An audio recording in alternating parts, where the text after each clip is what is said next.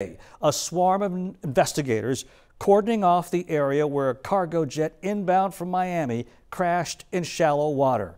Right now, the FBI and NTSB are joining dive teams, ground searchers, and the Coast Guard in a search for those critical black boxes and, tragically, the remains of 3 people who were on board. We have, regretfully, found some remains. We have not found any of the black boxes yet. We do expect that they should be able to be recovered, or at least I'm going to cross my fingers for everybody that they will be recovered. We're told it could take weeks to find what those divers are looking for. Black boxes are often painted bright orange. This is a photo of a similar device from that same type of plane. Audio can offer crucial clues into what caused this crash, and our investigative team has uncovered the very last radio traffic. As heard by air traffic control, you'll hear a female voice warn the pilot about the weather, followed by the pilot a few moments later. 591 heavy. There's a little bit of light. Well, now it's showing a little bit of heavy, light to heavy precipitation. It is moving eastbound. So once you get in closer, if we need to go vectors around it, we'll be able to. At 12:36, the last response from the pilot. 991, we'll go on the west side. All right, the only problem we have with that right now, there's a bunch of departures departing right at you. About 3.5 minutes later, controllers realize something is wrong, asking if anyone's picking up a distress signal. Before we hear this at 12:57. See if you can make ground contact. We're looking for a lost aircraft. The sheriff says this is a very wide debris field being roped off by buoys tonight to help preserve evidence, some of which was first found by some boat mechanics who actually saw the plane go down. Matt Doherty is speaking to those first responders. Hey, Matt. Hey, Ron. Tonight, investigators are out here keeping watch over the crash site out here in the dark waters of the bay. But before they got here earlier today, those civilian responders showed up trying to do whatever they could to help.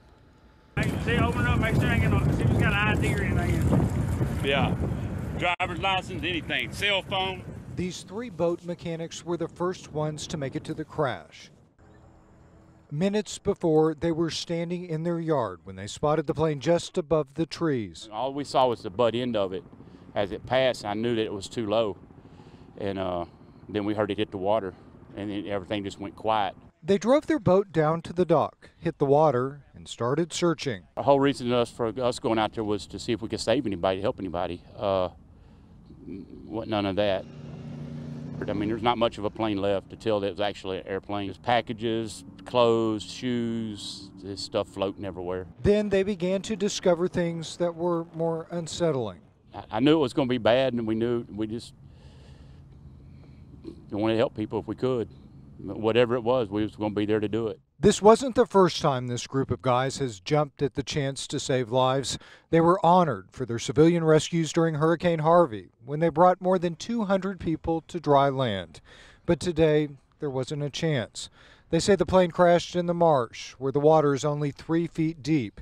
They say the plane was literally swallowed up by that soft mud. Now, those responders earlier today made a good point in saying that from where we stand right now, we're only about a mile from the center of town. They're saying how much worse this accident could have been had they not hit the water and been inland. Ron, back to you. Well, we're all thankful this wasn't an even bigger disaster. Thank you so much, Matt. Late tonight, a GO team with the NTSB left Washington to come to Texas. They talked about the types of investigators they're bringing along. A multidisciplinary team consisting of experts dealing with aircraft flight recorders, aircraft systems, structures, operations and human performance, maintenance records, air traffic control, weather, and power plants. And we will be there as they begin their work tomorrow. You can read more about it and listen to full recordings from today's news conferences on khou.com.